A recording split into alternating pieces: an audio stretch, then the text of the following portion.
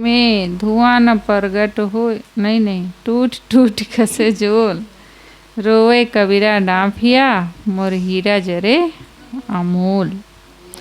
साहब यहाँ पर संसार और इस शरीर जो हर समय नासवान क्षणभंगुर, हर समय काल की ओर जा रहा है, उस पर प्रकाश डाल रहे हैं कि संसार समुद्र में काल की आग लगी है और उसमें प्राणी पदार्थ जल जल कर तथा उनकी राख टूट टूट कर गिरती है। और संसार के लोग ये कहकर रोते पीटते हैं कि मेरे अनमोल हीरे जल रहे हैं, अर्थात मेरे पुत्र मित्र एवं निकट संबंधी नहीं रहे। उलटवासी कहने में प्रवीण कबीर पदे पदे उलटवासी कहते हैं। वो इस साखी में कहते हैं कि समुद्र में आग लगी है और वहाँ का सब कुछ जल रहा है, इसलिए सर्वत्र राख टूट टूट कर गिर रही है। ये संसार मानो समुद्र है और इसमें काल की आग लगी है। हर वस्तु को काल निरंतर छेड़ कर रहा है। जब हम मकान बनाते हैं, उसे पूरा करके रंग पोत कर ठीक करते हैं, तब कहते हैं यह मकान नया है, परंतु उस मकान में हर समय परिवर्तन हो रहा है और वह पुराना हो रहा है। संसार के हर भौतिक पदार्थ में निरंतर रासायनिक परिवर्तन होता रहता है, अर्थात हर पदार्थ एक अवस्था से दूसरी अवस्था में बदलता रहता है। इसी प्रकार प्राणियों के शरीर की बात है। प्राणियों के शरीर हर समय बदलते रहते हैं। आदमी समझता है मेरा बच्चा बड़ा हो रहा है, बड़ा हो रहा है कि बूढ़ा हो रहा है स्वीटी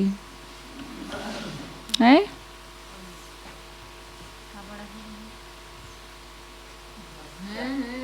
नहीं सुने हैं?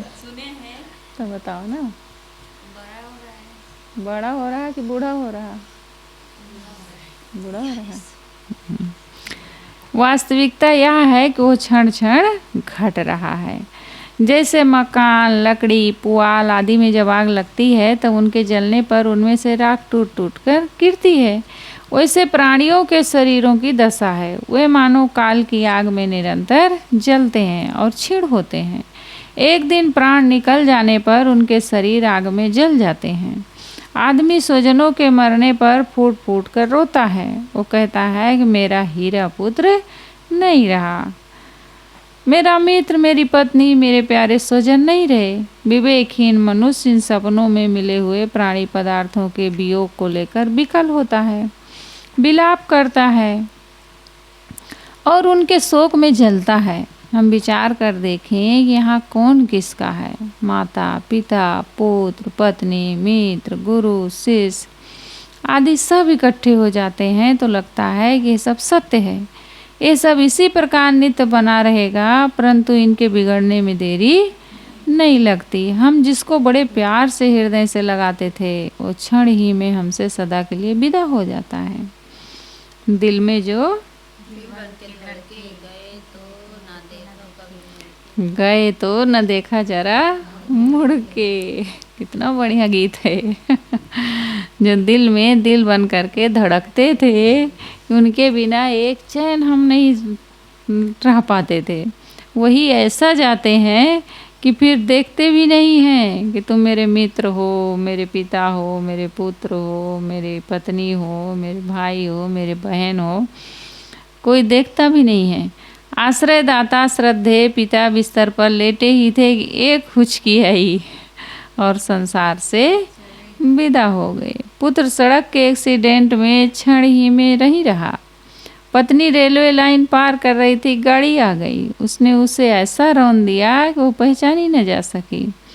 हमारे माने हुए साथी एक एक कर उठकर चले जाते हैं और स्वजन और हम अकेले रह जाते हैं।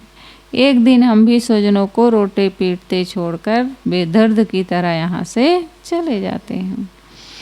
यह संसार एक सराय खाना है, पथशाला है, यहाँ कोई रुक नहीं सकता।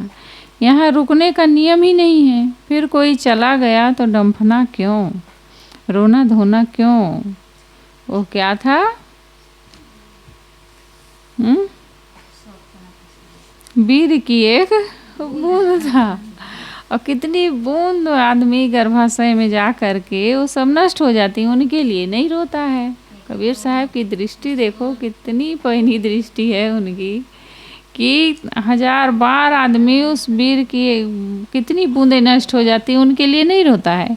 लेकिन वो शरीर का एक बूंद ही है वो शरीर, और वही पलते बढ़ते इतना बड़ा हो गया तो उसके लिए मुंह बन जाता है, उसके लिए फिर वो रोता है और उसके लिए मुंह नहीं करता है। तो ये संसार एक सरायखाना है, पथशाला है, यहाँ कोई रुक नहीं सकता, यहाँ रुकने का नियम नहीं। फिर कोई चला गया तो डंफना क्यों, रोना धोना क्यों, ये तो केवल अविवेक है। प्रकृति के नियम को कौन नहीं जानता। शरीरधारी को शरीर छोड़ना है। राम, कृष्ण, बुद्ध, महावीर, ईसा, मोहम्मद सबने शरीर छोड़ा है। हमारे माने गए स्वजन कब तक बैठे रहेंगे। इस संसार में मोह शोक से रहित होकर जीना ही समझदारी का काम है। इस साखी को इस प्रकार भी समझा जा सकता है। संसार में काम, क्रोध, लोभ, मोह एवं अज्ञान की आग लगी है। इसमें सब जीव रात दिन जल रहे हैं। कबीर साहब फूट फूट कर रोते हैं और क्या कहते हैं,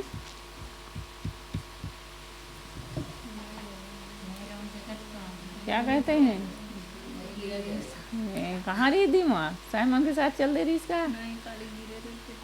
अच्छा वो मैं चल दे रही से गिरे रहे हो। नहीं सोचा तो नहीं हुआ, एक कन गिरे हैं। कबीर साहब देख, जो महापुरुष होते हैं वो संसार की दुर्दशा को देख करके वो रोते हैं कि कैसे देखो लोग पीड़ित हैं, जल रहे हैं, उनको मतलब कष्ट होता है देख करके। और उन अविवेकियों को कोई कष्ट नहीं होता है क्योंकि उनको पता ही नहीं है, ज्ञान ही नहीं है। लेकिन जो महापुरुष होते हैं उनको देख करके दुख लगता है, दर्द होता है, पीड़ा होती है, कितना सुंदर मानव जीवन पाए, लेकिन ये गुरु का ज्ञान ना पाने से, विवेक ना होने से ये कितना परेशान होते हैं, कितना रोते हैं। तो साहब कह रहे हैं कि माने गए स्वजन कब तक बैठे रहेंगे। इस संसार में मोह शोक से रहित होकर जीना ही समझदारी का काम है।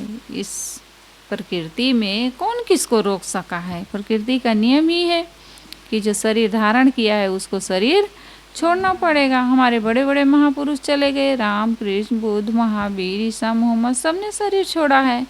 तो फिर हमारे जो स्वजन है या हमारा ही शरीर है, कब तक बैठा रहेगा। ये भी एक ना एक दिन छूटना है। तब तो साहब कहे मैं रो या जगत को, मुँह को रोए ना कोई, मुँह को रोए सो जना जो शब्द विवेकी होए। तो इस साखी को हम इस प्रकार भी समझ सकते हैं कि संसार में काम, क्रोध, लोभ, मोह एवं अज्ञान की आग लगी है। इसमें सब जीव रात दिन जल रहे हैं। कबीर साहब फूट फूट कर रोते हैं और क्या कहते हैं कि मेरे अनमोल हीरे जीव अज्ञान में जल रहे हैं। मेरे अनमोल हीरे जीव जो हैं ये अज्ञान में जल रहे हैं। इनको ज्ञान नहीं है, अपने आप का बोध नहीं है, पता नहीं है इस शरीर संसार की नश्वरता का उनको ज्ञान नहीं है, इसलिए वो जल रहे हैं और रो रहे हैं। ज्ञानी पुरुष जीवों को ज्ञान में जलते देखकर दुखी होते हैं। सभी जीवों को सजाती समझकर उनके प्रति करुणाशील होते हैं। वे सबका कल्याण चाहते हैं, इसलिए वे उनके दुखों को देखकर करुणा विगलित हो जाते हैं। वे चाहते हैं, क्या चाहते हैं सदगुरु कबीर साहब?